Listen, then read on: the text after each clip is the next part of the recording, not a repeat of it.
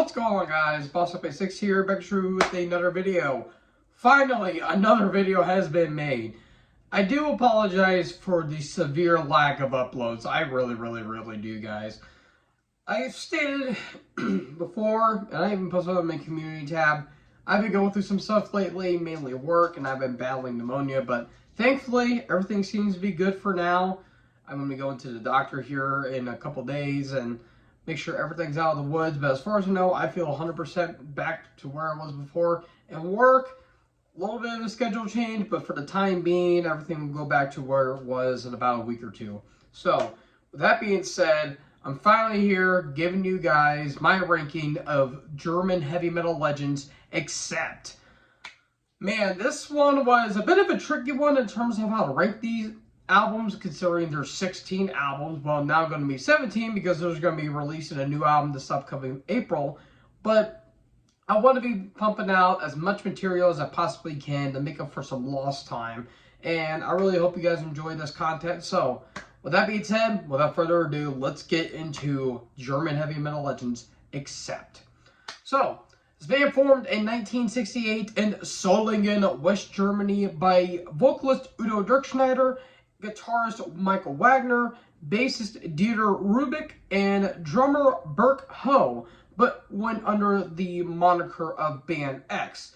They eventually changed the name to Accept after being influenced by the psychedelic blues band Chicken Shack, who made an album called Accept. Their professional career began in '76 when the lineup change would occur. Guitarist Gerhard Wall, bassist Peter Baltus, and drummer Frank Frederick, when they would be invited to play in the Rock am Ring Festival.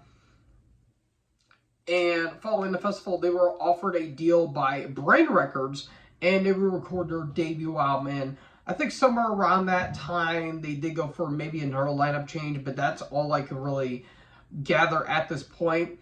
So, just like that, 3 years later, we go into their studio debut album in 1979 on January 6th. We would get the self-titled album. Or January 16th, 1979. We get the self-titled album. This one is my number 14. This one's quite a bit low on the list. And I don't think it's necessarily a bad album per se. It's very humble beginnings for this band. This isn't the Accept we would known as nowadays, and especially as the years would go on. This is more standard hard rock affair, mainly in the vein of maybe the Scorpions, and maybe to a lesser extent some little bit of like Queen and Van Halen worship in a way. But you get some damn good songs on here like Lady Lou, Hell Driver, Street Fighter, That's Rock and Roll, which is probably my favorite track on the entire album. Sounds of War is really good, which actually, fun fact, Peter Baltus would not only do vocals on that song, but on Sea Winds as well, and Sea Winds would be covered by Therion in the outset. But I do have complaints with this album. One, there's not a whole lot of standout tracks. It's kind of run-of-the-mill, very paint-by-numbers hard rock. And two, the production's very flat. Like, I get it, it's your debut album, and you don't really have that much of a budget, but man, it sounds very thin. Even by late 70s rock standards, it sounds very flat. But, again, you get some really damn good songs, like, again, Lady Lou, awesome kickoff opening track. But everything else is just alright. It's just kind of there in the outset of things, but not bad, just humble beginnings for the band. So, it's my number 14. So, not much really happened with the band. The self-titled wasn't really received as well, but the band decided to move forward. Though after the album was released, Wall and Frank would quit and be replaced by Jörg Fischer on drums, or on guitar, and drummer Stefan Kaufmann would be on drums. And that would lead us into their second album. On June 2nd, 1980, we would get I'm a Rebel. This one I have a little bit higher. I have this on my number 12. This is basically the self-titled album, just a little bit better. Production, while not great, I think is just a hair bit better than the self-titled album. but it's still pretty thin in the outset of things. But you do basically, you can kind of sense where this band's going to be going as time goes on, and you still have those hard rock moments, but the metallic moments are starting to inch their way in just a little bit. But Thunder and Lightning, China Lady, I Don't Want to Be No Hero, Do It. The title track is one of my favorites, which was actually written and recorded by AC/DC, but was never released. I think it was Alex Young, which is Malcolm Young's brother, who actually wrote the song, but they just decided never to record it. And you can clearly tell it's very AC/DC-like. But what was AC/DC's miss became, or what became their loss became Accept's Game, because this really got them on the radio and really got them notoriety. And it's a really damn good song. It's very, very, very fun and very energetic. But everything else is just kind of thrown together. Like the song Save Me has this weird kind of disco funky vibe to it, which is very odd on the outset of things. But it's still decent. It's still solid, but nothing really spectacular. But I do like it a little bit more than the self-titled album. So I'm a Rebel is my number 12. So this album would bring some media attention, and actually the band would make a televised appearance. And with the success going at the rate that it is, we go into March 16th, 1981. We would get their third studio album, Breaker. This is my number 6. You want to talk about a huge leap in quality? Look no further than this album right here. This is where the metal really, really, really starts to hit it here, my friends. And I feel like the songwriting was night and day. While it can be still a little paint by numbers by some, like early metal, 80s metal standards, for a band at this point that was still in that hard rock vein and making their transition into metal, this is a huge leap in quality when it comes to the songwriting. And the songs are just absolutely spectacular on this album. Like, I damn near love every track. Like, the opening, Starlight's great. The title track, Run If You Can, one of my favorite songs on the entire album. One of my favorite Accept songs in general. Can't Stand the Night. Burning's got this really epic kind of anthemic vibe to it, which is really good. Down and Out. But the one track that's kind of a standout for yours truly is the song Son of a Bitch, which is basically kind of the ultimate middle finger to the record company, which they were basically pissing in the fertilizer when the band was starting to break out. And this was kind of the ultimate FU to the record company, which I always kind of like that, the way whenever bands kind of tell the record company to go piss off, basically. I always like the songwriting when it comes to that. So yeah, my number 6, absolutely spectacular album, and the kind of the almost kind of the, I guess you could say, a little bit of the peak of what they're going to become in the next coming albums. So, after the release of Breaker, they required their manager, Gabby Hafka, who would later become Gabby Hoffman. The band also was part of Judas Priest's Worldwide Blitz tour and gained attention outside of America for the first time. But before recording their next album, Jorg would quit and be replaced by Jan Komet, but then Jan would also depart from the band.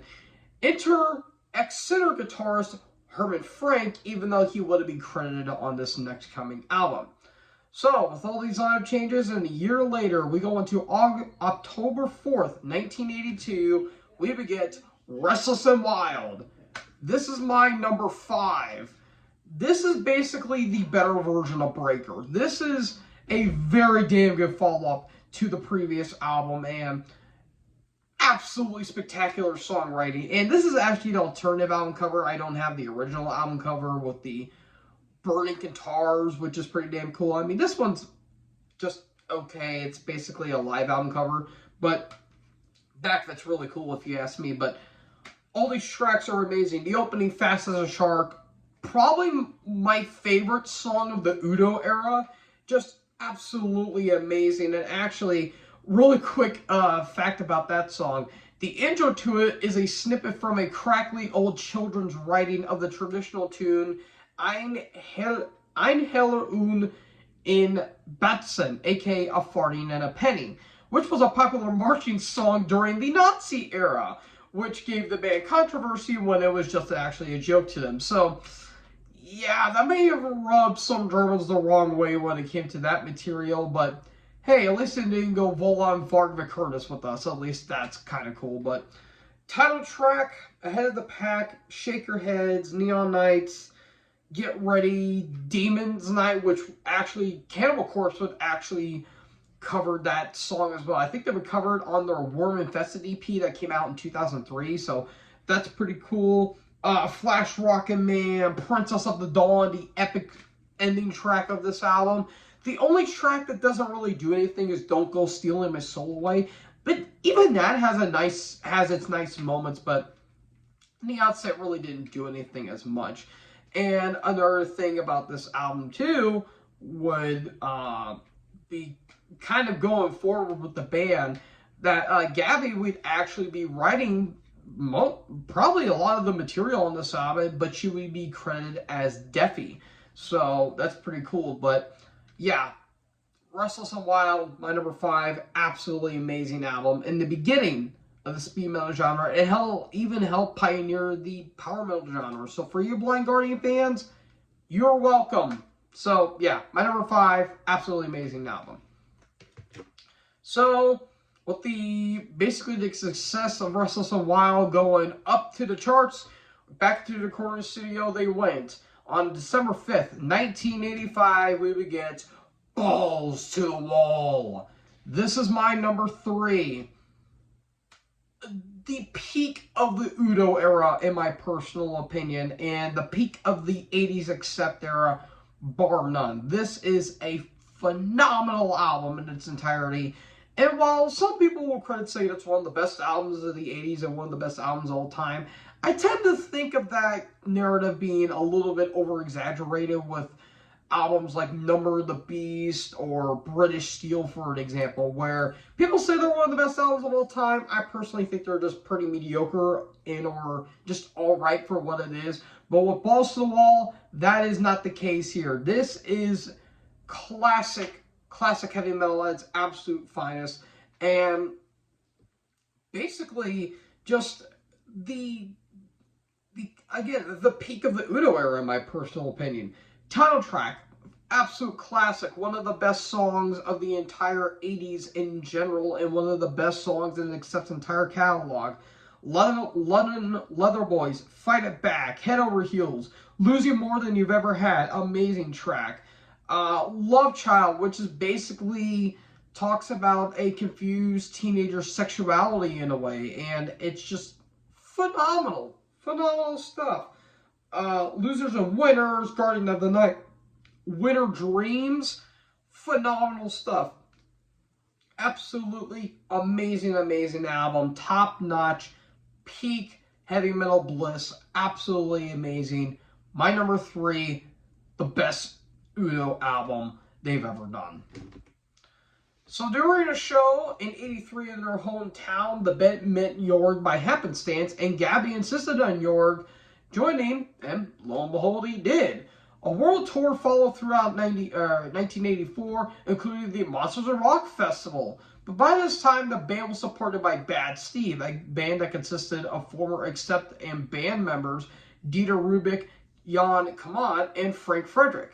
The band also opened for Iron Maiden on their World Slavery Tour, and for this next album, they get former producer Dieter Dirks, or former Scorpions producer. So, on February 25th, 1985, we would get Metal Heart. This is my number 4. Basically, the proper follow-up to Balls to the Wall, if not, almost a little bit better in my personal opinion. Because I stated before when I did this in a collection update, this is basically their version of Defenders of the Faith by Judas Priest, because the production's a lot more epic in a way, and the songs they basically followed up the formula, but yeah, being a little more commercial than Balls to the Wall in a way, but not but not like being over the top in a way, but just absolutely amazing, amazing stuff. The title track, Midnight Mover, huge hit off this album. Up to the Limit with that opening scream by Udo is amazing. Wrong is Right. Too High to Get It Right. Dogs All Leads. Teach Us to Survive. Living for the Night. Bound to Fail. Just amazing, amazing, amazing stuff top to bottom. The only reason why I think Balls to the Wall is just a hair bit better, I think the songs are just a hair bit stronger. But this is a damn good follow-up to Balls to the Wall and an absolutely amazing album. So all in all, my number 4, absolutely amazing. So after this album, they go on a big tour and documented live shows with the mini live album Kazooko Band. And just like that, back into the recording studio they went. On April 21st, 1986, we would get Russian Roulette. Oh boy, I might cause just a little bit of controversy with this one. I have this one at my number 10. And don't mistake what I'm saying here. I don't think this is a bad album per se, but you can kind of tell the band were really butting heads with this album because I don't know. I'm just not a huge fan of the songwriting on this album, mainly because I think half this album is really good. I think the first half is really damn good, but the second half is very forgettable. Very, very, very forgettable. But kicks off with the opening TV War. Absolutely amazing track. Monster Man, another smash hit off this album. Title track, Aiming High. Absolutely incredible song. One of my favorite of the Udo era. Another Second to Be, Stand Tight. There's some damn good songs. But the two tracks, Man Enough to Cry and Hard to Find a Way, oh, they're not all that great. They have good leads. I really do like the leads, and I do like the hooks on that song, but oof, yeah, not all too sexy, apparently, in my opinion, but it's still good. Still a good album. I still think it's very solid, but out of all the Accept albums, this is probably where the tipping point was starting to go off a bit, and I think I failed to mention with Metal Heart, that last great album with Accept for at least a good while, but Russian Roulette, not bad, but not as great as a lot of people say. All in all, my number 10. But unfortunately, we have some bad news. This marriage would unfortunately end, and Udo would be, quote, fired, even though it was through a mutual decision to part ways. And Udo would eventually go solo, titled UDO, where he's still going strong to this day. And even the band would contribute to songwriting for Udo's first solo album, Animal House, which is basically an Accept album that was never made. But I didn't include it because that's mainly Udo's solo, and it's not really Accept canon in a way. So with Udo going Splitsville, the band would audition for a new vocalist, including Ken Tramplin and Baby Taku, I think that's what it is, vocalist Rob Armitage, but they would eventually land on vocalist David Reese. And basically 3 years later, they would go into the recording studio on May 11th, 1989. We get their most controversial album, Eat the Heat. So the reason why I say it's kind of controversial in a way is because, well, Udo's no longer in the band, and this is where they, quote, went glam or hair metal. And while that is true to a lesser extent, I still think this album is top-notch Accept. And hence, I might shock some people, I have this at my number 9.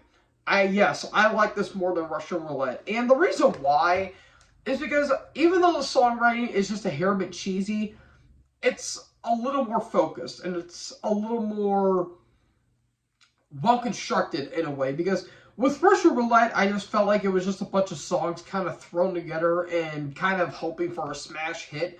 With this album, they kind of embrace the Aquanet and hair fluff in a way, and I kind of respect that in a way, but they didn't go full-on too cheesy with it. Just a little bit, like a little sprinkled on the seasoning, if you will.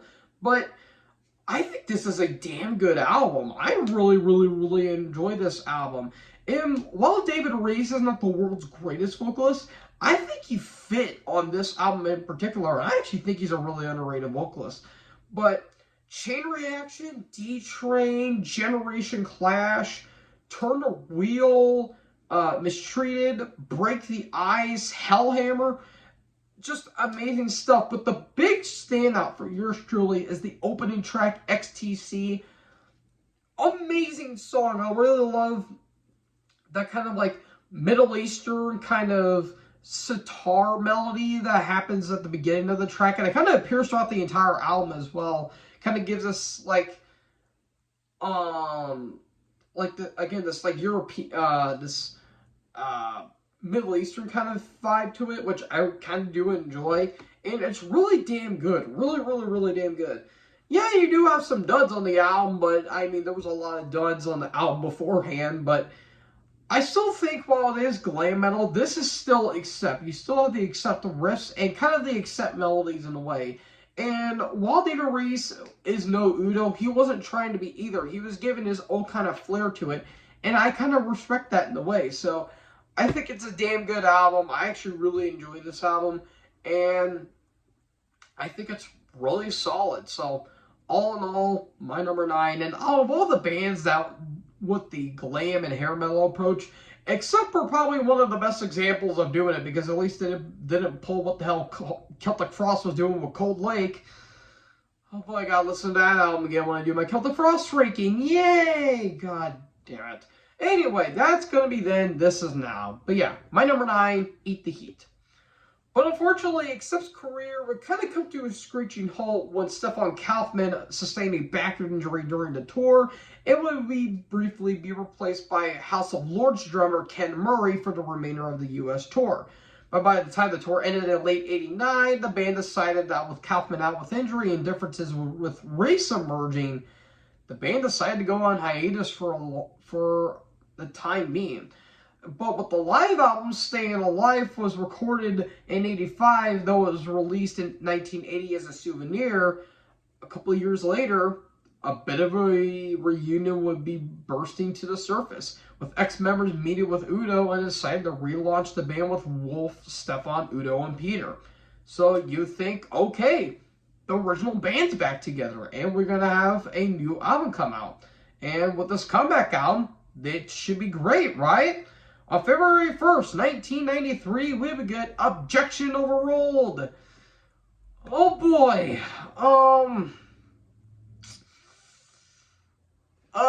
Yeah, this album's not great. I have this as my number 15. This is my second to last. How should I put this in the most polite way? 1983 was kind of a weird year for basically metal bands as a whole. Like, the thrash acts were kind of moving out. Groove metal was coming into their own and becoming king. Black and death metal were basically roaming were kind of ruling the underground along with grindcore. And you had bands like Accept that were just kind of there, and that's basically what they were. This album just feels so forced. Like, it just feels so run together, in all honesty. Like, I feel like the songwriting was not there, like, at all. And you could tell that probably Udo and the band were not really seeing eye to eye with each other, because I don't know what the hell happened, but man, the songs are not memorable at all. Like, the title track's good, Protectors of Terror's really good, and All or Nothing. Everything else, not a fan. Really not a fan. Like, production is okay. It's pretty thin, but yeah, there's nothing really to really grab from this album per se. And, yeah, it's not really memorable in the slightest. So yeah, my number 15. Sorry. So after a world tour, back to the studio they went, but this time with, what was I going to say? Yeah, so with this new album, Stefan Schwartzman would actually drum on a couple tracks due to another back injury that Kaufmann would sustain. So on October 4th, 1994, we would get Death Row. This album needs to be put on death row. I have this dead last. Oh, Jesus H. Christ. Where do I even begin with this album? Okay, it's 1994. Pantera are basically roaming the entire planet at this point with Far Beyond Driven. And a lot of bands were really trying to get that formula, I guess you could say. And yeah, oh God, it did not work out at all. Like, everything that is as forgettable as Objection Overruled is, this makes that look like Black Sabbath's Paranoid, because good Lord, this album is not good at all. With the exception of Generation Clash 2, Udo's version, and Pomp and Circumstances, everything is just so damn boring. It's the same damn groove, repetitive riffs. The production's bad. Like, it's very stripped down, and it's very raw. It's just such a mess of an album, and it's long, too. This album is, like, over an hour long, when it has no reason to. Like, unless it's good material, has no reason to be over an hour long, especially a forgettable material. And God, dude, it's just a bad album. It really is. This is by far the worst in their entire discography, and yeah, it was kind of painful listening to this. I nearly dozed off this thing at least twice. Yeah, that goes to show you how enthusiastic I was listening to this album. So yeah. Yeah, Dead Last, number 16, never again. Maybe except for Generation Clash and Pomp and Circumstances, I'm not listening to this album ever again. So, with this new album, it's going to be coming out. Michael Wagner would actually produce this new record, so it kind of comes full circle in a way. And former Damn Yankees drummer Michael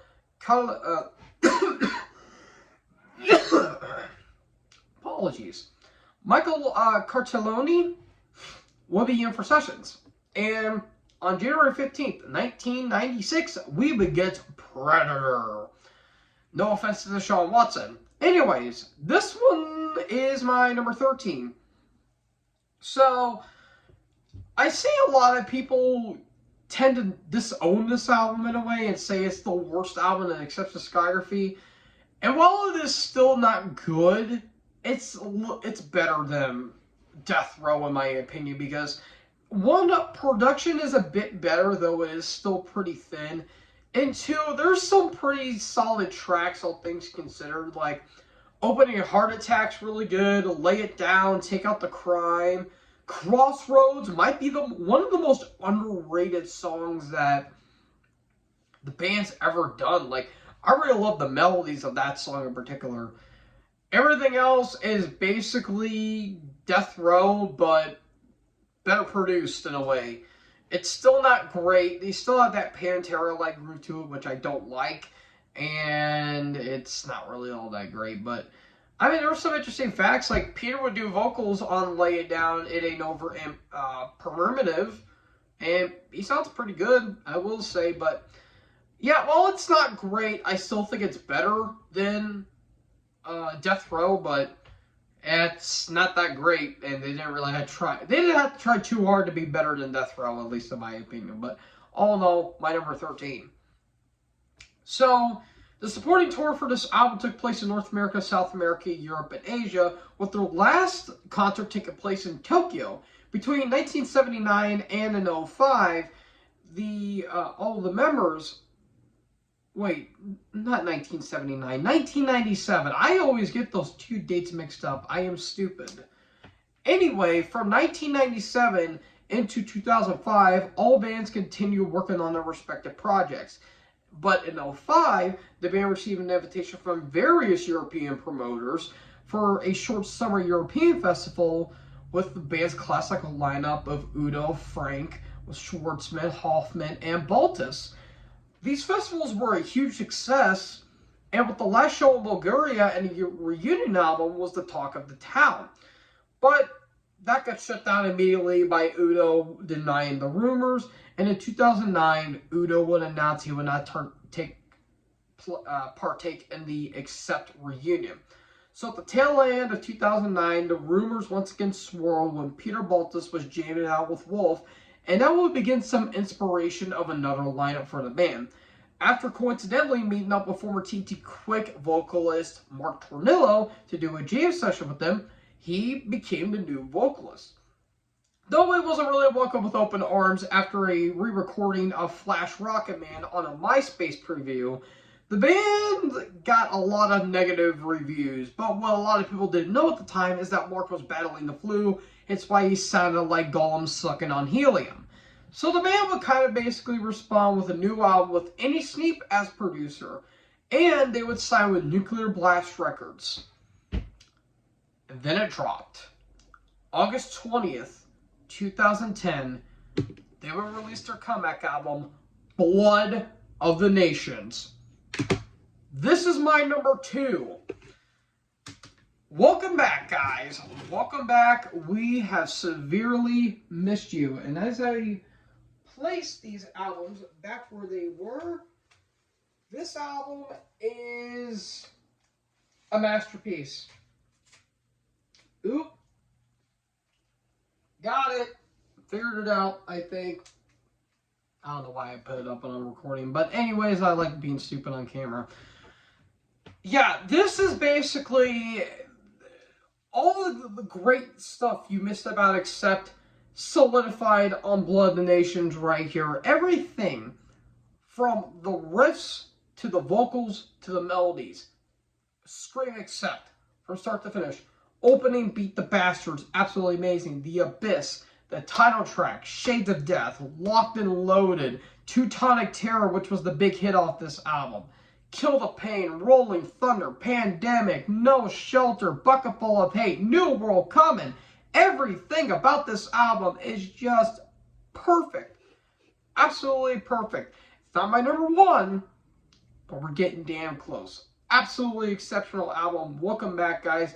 And you could tell this band was happy to be back. You could tell they were just having a blast left, right, and center with this thing.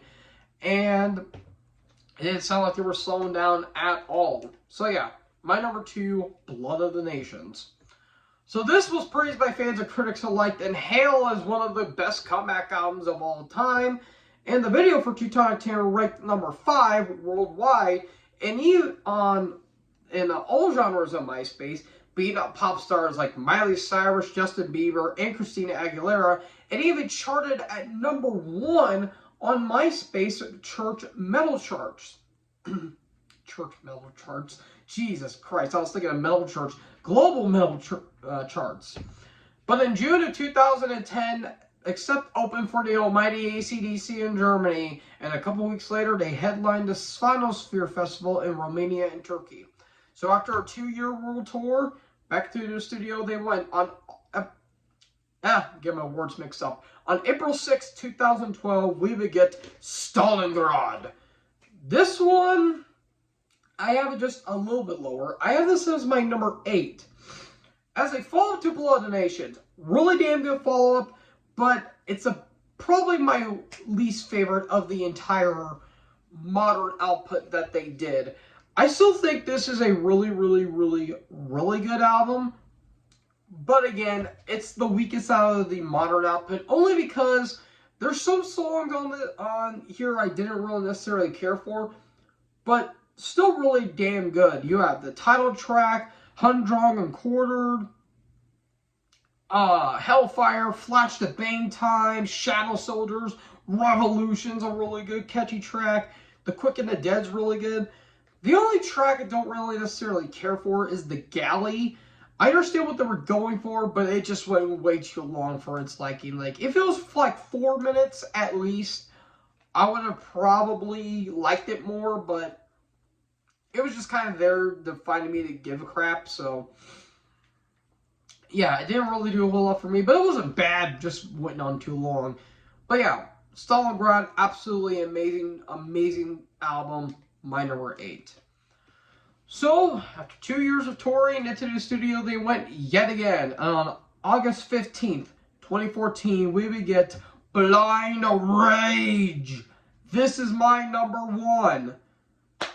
Take everything about the best of Blood of the Nations and Stalingrad, pepper in more melody and pepper in that commerciality, and you got a bona fide banger here, folks. Literally, every track on this album is either catchy, melodic, or headbangy. And maybe an old combination of all three for all we know. This is a perfect album, and my favorite album in their entire discography. The opening Stampede, amazing track. Dying Breed, Dark Side of My Heart, The Fall of the Empire, Trail of Tears, Wanna Be Free, 200 Years, Bloodbath Mastermind, one of the best tracks in the entire album.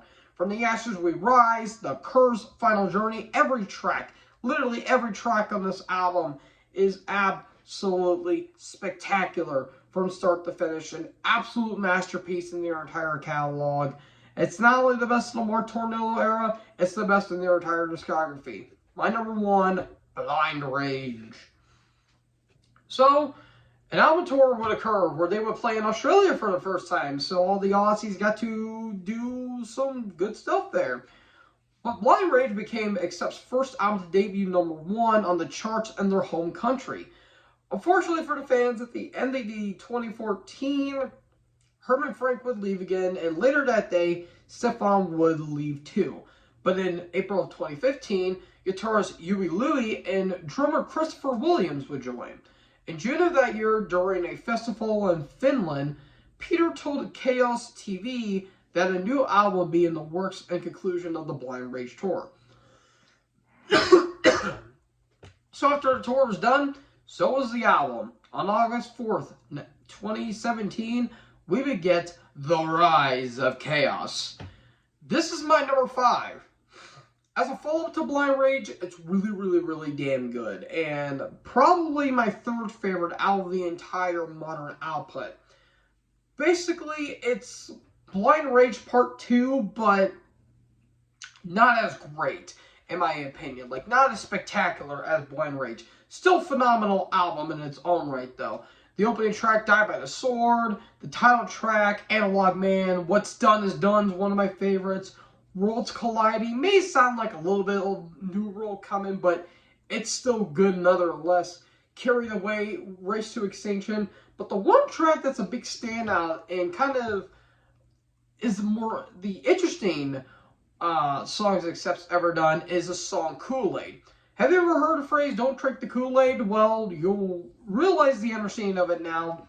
It talks about the whole story of Jonestown, which basically where Jim Jones basically had this cult going on and somewhere I think in Africa, I want to believe, and it was all purple Kool-Aid that was laced with cyanide, and when everyone was trying to get news about it, and a politician, I think by the name of what the hell was his name? Was it Logan Ryan or something like that? He got assassinated on the tarmac, and they were trying to basically hide their village, but eventually got found out, and the rest they said is history. Now, the entire song might not talk about the entire event, but it's absolutely spectacular no matter what, and I absolutely love it. So yeah, my number 5, The Rise of Chaos. So in an interview in 2018, Wolf Hoffman confirmed a new album was in the works for the follow-up. But unfortunately, in late November, Peter Baltus would announce his exit from the band after 42 years. The band thanked Peter for his dedication to the band and wished him well in his future.